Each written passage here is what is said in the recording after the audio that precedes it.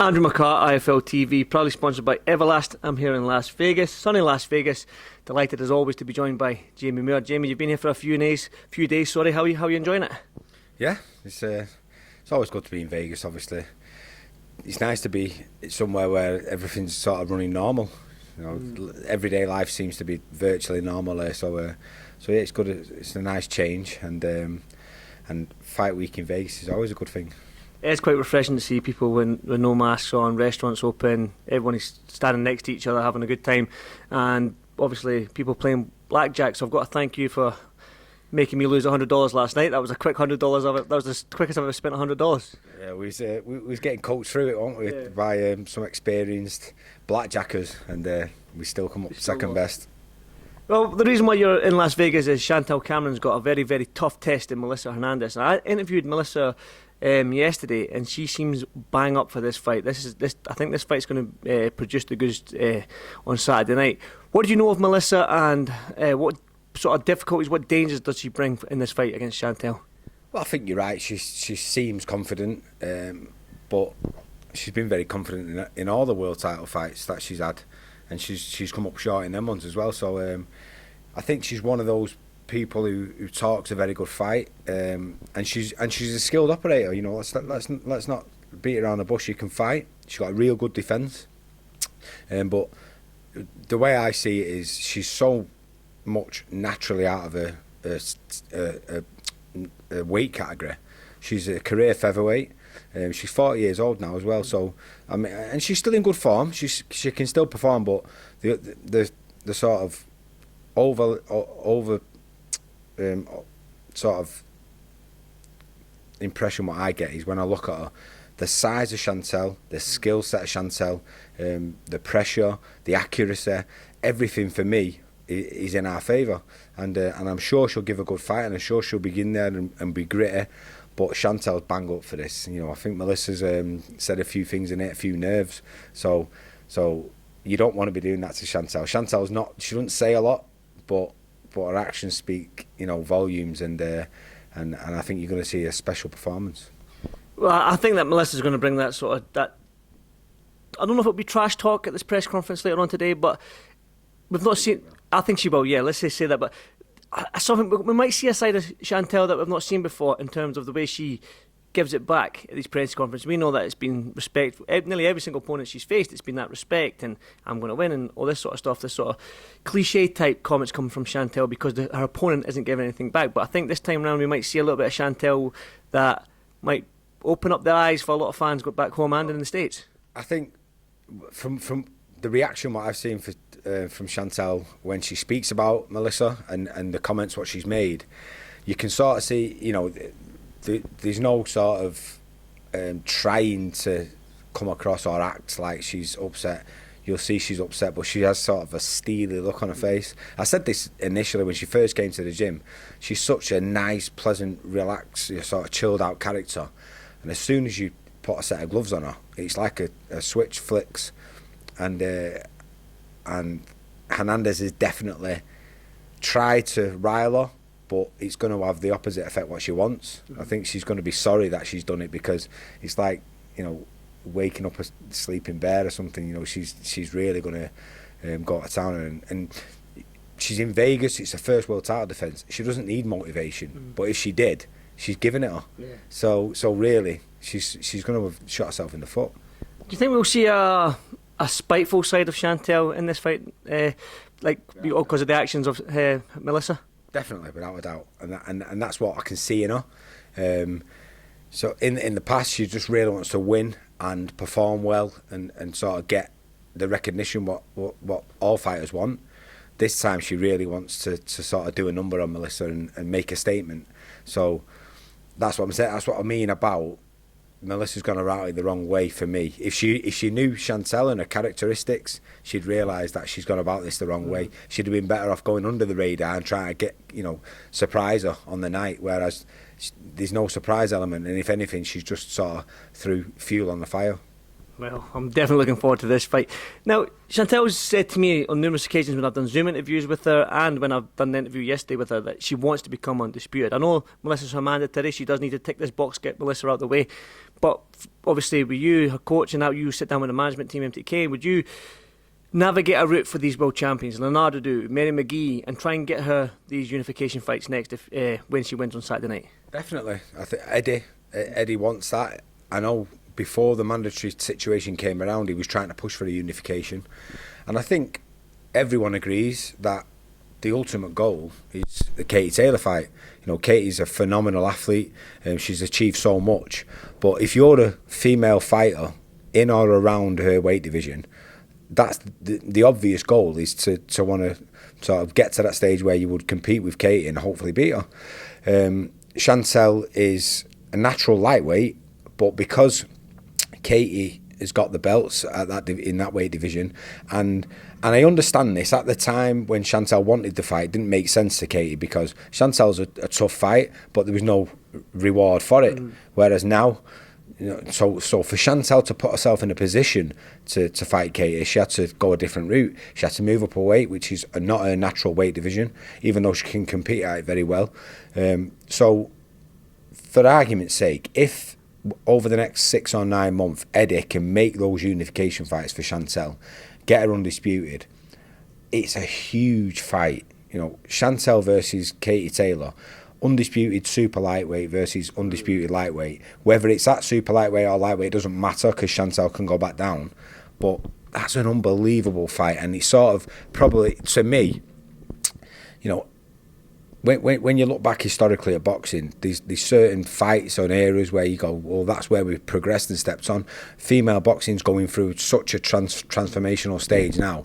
Fights like that are the ones that will get fans sort of tuned in and looking and excited about it, and then hopefully we can build off the back of that. But you know, the ultimate goal has got to be for Chantelle is the Katie Taylor fight. Well, Chantelle's made that no secret that's the fight she wants, and if she wants to become undisputed, that's Katie Taylor next is the quickest route. But the selling point that you said, that undisputed versus undisputed, that's the selling point right there. But we've seen, you talked about women's boxing, and I'm glad you did, because we've seen, I think it was since Fight Camp when Terry Harper versus Tasha Jonas, what a fight. Then we had Rachel Ball and Sharon Courtney, what a fight. Then do it again, Tasha Jonas, Katie Taylor, what a fight. Then we had Sharon Courtney versus Ebony Bridges, what a fight. McCaskill, Breakhouse, great fight. So they're producing the goods, the women, aren't they? They're putting it on the show. So I think when you look at the style of Katie Taylor and the style of Chantelle, I think that'll be a fan-friendly fight, and I think everyone's a winner in that fight for me, if I'm being honest. Absolutely, and I agree. The girls want them type of fights because it builds a profile, and I feel like we're getting to the stage, and rightly so, where we're talking about it as boxing. So we're not going female, or we are still a little bit, but we're getting to the stage where we're going, what a fight that was. We're not going, what a fight that was for women's boxing. So and rightly so. So I think Chantelle's style is made for the fans. No, even though when she won the title she had to adjust and box, which is always good to have in your locker, her first and foremost style is fast paced aggression, body punching. So and Hernandez style will blend with Chantelle, so that's going to be a great fight on Saturday. So let's not overlook that fight, really. You know, we need to make sure we get the job done there. But like I say, the long term goal has got to be Katie Taylor, and again, stylistically that'd be some fight.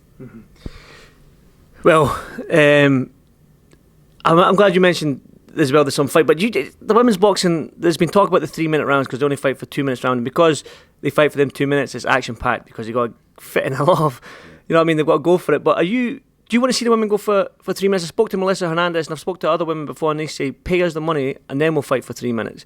Some say we want the 3 minutes just for the sake of 3 minutes because we want to be like the men. But where do you sit on that, Jamie? I think Melissa Hernandez has probably got that the wrong way around. I think if you fight 3 minutes, then you will get paid. You know, you can't get paid and then do it. It's got to be the other way. Every girl I know who I spoke to wants to do 3 minutes. I think it's only fair. Professional boxing, you know, if we're going to talk about boxing and like I've just mentioned there about saying what a fantastic fight that was, it should be a level playing field. And if you're a female going to look at turning professional in that sport, that's the the goal and ambition it should be, as it was when we was amateurs and we've gone from 2-minute rounds to 3-minute rounds. It's an extra minute, but you've got to be prepared for that, and you train accordingly. Chantelle trains 3-minute rounds a lot of the time because she will spar with the men who are getting ready for fights, and it makes sense that she spars with, men who are a bit bigger and stronger maybe, so it keeps her competitive levels at the max, and she's used to doing it, and she fights the same pace she does in the 2s over 3s, so it doesn't affect her in that way, and it's a conditioning thing, that's all it is. So I'm sure everyone will get used to it, and I think it's only fair for the girls to give them the chance to earn the amount of money what they deserve. In the long run, it needs to be 3-minute rounds. Definitely, and I'm like I said to you, Jamie, I'm so up for this fight. I'm looking forward to it because I know Chantelle. I've seen nearly all of our fights, I'd imagine, and Melissa seems bang up for it. So it's a fight do not miss. Talking about Undisputed, I do want to talk about Josh Taylor last weekend because you do have a fighter that's mandatory for one of his titles. But before we talk about Jack and thing, just talking about Josh's achievement and what he did on last Saturday night. Unbelievable! What an achievement for a British fighter. It's up there with. It's the highest accolade you can do in the sport. So massive respect to him. I'm over the moon for him because I can't imagine what that feeling was like. And it's difficult because I like Josh. He's a top lad, but this is the sport we're in, and I've got a fighter who's the mandatory challenger for him. So, and obviously we welcome that. Jack did the right thing, I believe. It was a tough decision to make because he's waited so long for his opportunity. Yeah, but. For this sport to grow and keep growing the way it is, we need to have undisputed champions. So he took one for the team, really. He allowed that to happen on the promise that he would get the opportunity to face a winner. So I think it's only right that happens. And I'm pretty sure Josh will stick to his word. He has said that he will.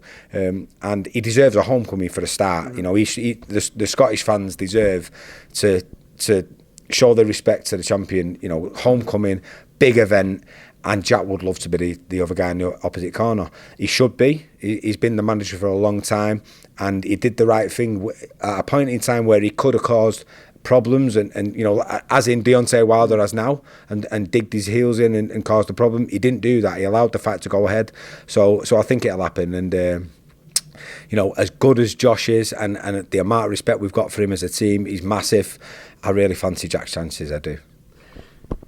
Like you said, they do the right thing. Josh does want that fight in Edinburgh, whether it be Edinburgh Castle or Easter Road, the Hibs Stadium, and he does want the Crawford fight and stuff like that, but the one that he really wants is that Edinburgh Castle fight in the summer or the Easter Road fight in the summer. Now, when you look down who his options are, the fight that does make sense is Jack, because he's just down the road in Manchester. Do you know what I mean? I'm sure he can bring a couple of thousand of his own fans up. So for you, Jamie, and everything, Jack, that's the fight you want next. Definitely 100%.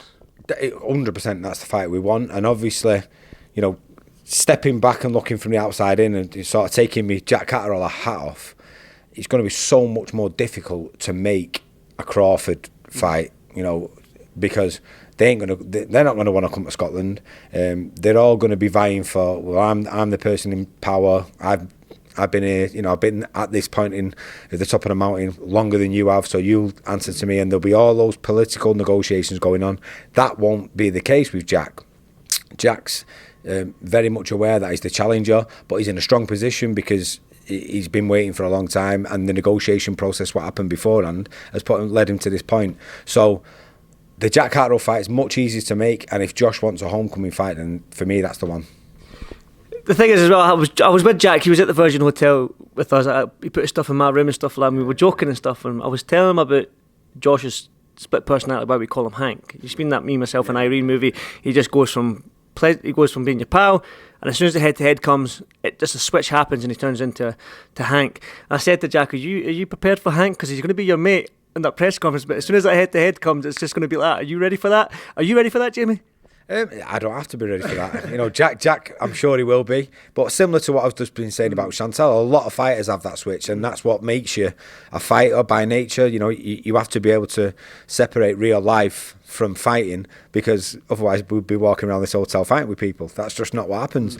So, and that's that part of Josh's style and temperament. That's what I love about him. But at the end of the day, boxing, when you're in this sport, I fought two very good friends of mine, Matthew Macklin and Ryan Rhodes. We was involved in Fight of the Year both times. So I think when there's a little bit of bragging rights at stake, and even though they're not friends, you know, they're on friendly terms and they like each other, that sometimes makes for a better fight, because when you get to that stage in the fight when you've got to dig that a little bit deeper, it's a little bit more personal.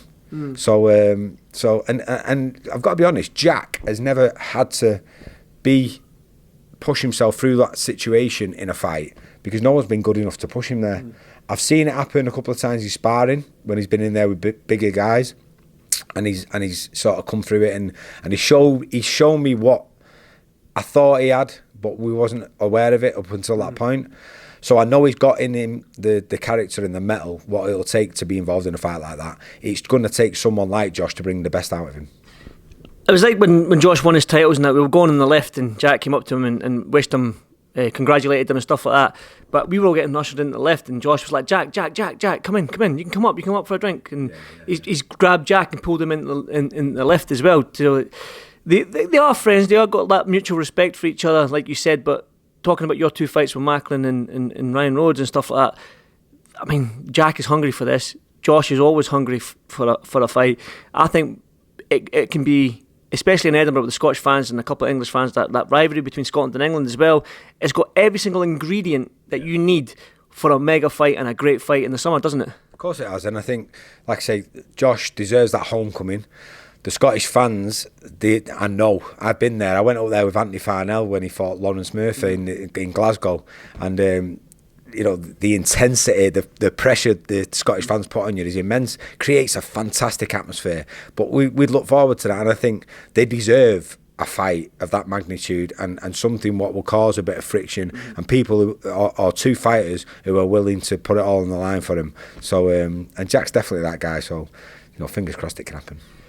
You say you fancy Jack in this fight. I mean, Josh has beaten five undefeated fighters on the bounce. I think his last 6 opponents were 136-1. That one loss is Terence Crawford. Jack's undefeated, but I know Jack's your fighter, but what gives you that confidence as to why Jack will beat Josh Taylor? I know how intelligent Jack is as a fighter, and I was probably of the same opinion as a lot of people. When you watch Jack and you know he's a skillful fighter, but you sort of go, well, you know, he's beatable. And then I've seen very, very good fighters go in there with him sparring, for instance, and it's difficult to unlock him. You know, he looks more simple to work out than he actually is.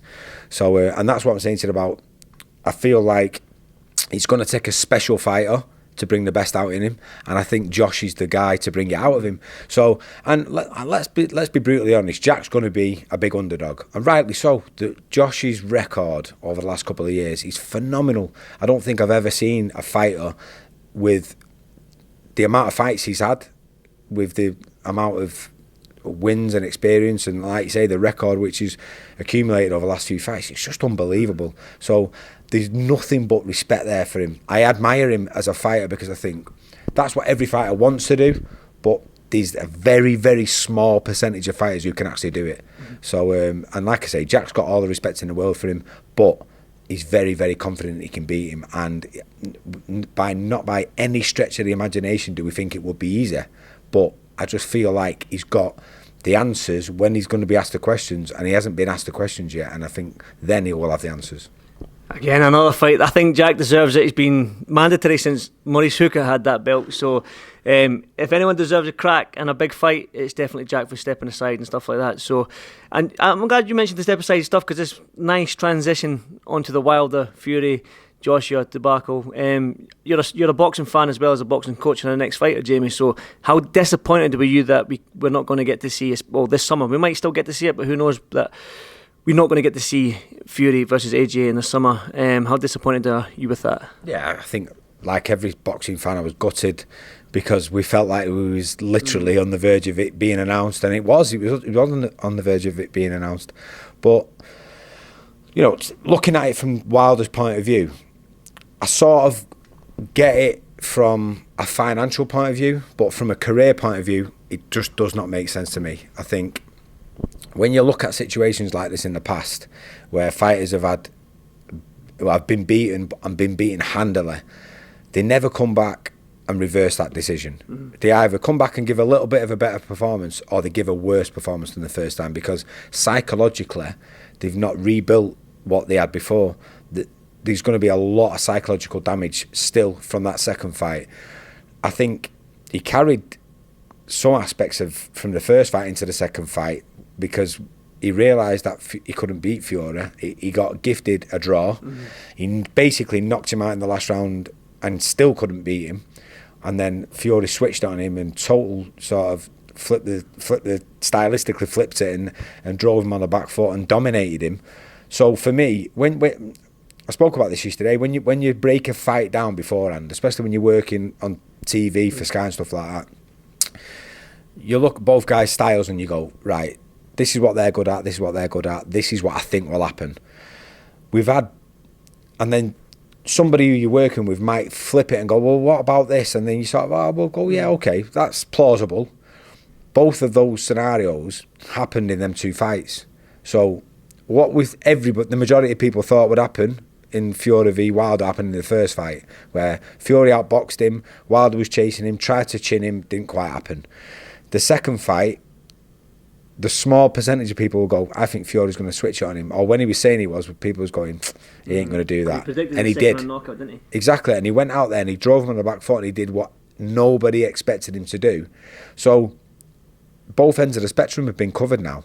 What else is going to happen? I can't see anything else other than a Fury win and even more dominant than the second fight. So it's a financial thing for Deontay Wilder and probably a power, like an ego thing, whereas he's going, you know, I'm still relevant.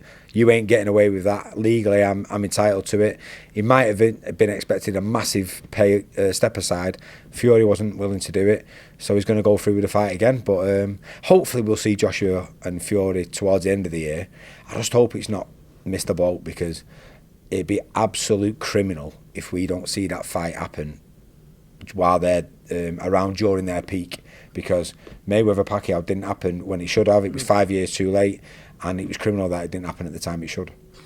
Well, I'm glad as well, because it's two British heavyweights as well with all the titles. Yeah. Do you know what I mean? We might not even see that again, because I spoke to Michael Hunter, I've spoke to Andy Ruiz and stuff like that in the past, and there's talk about American heavyweights. They've dominated in the past with Muhammad Ali, Mike Tyson, Sonny Liston, Joe Frazier, even going back to Jack Johnson, Jack Dempsey, all these guys.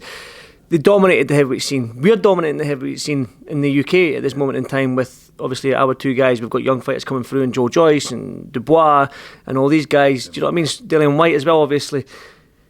So we need this fight to happen. We're hoping that Fury doesn't slip up against Wilder, but Joshua also has either Usyk if it's mandatory, but there's a little bit of chat about Dillian White as well. So talk to me about Joshua versus Usyk and how difficult a fight that is for Joshua.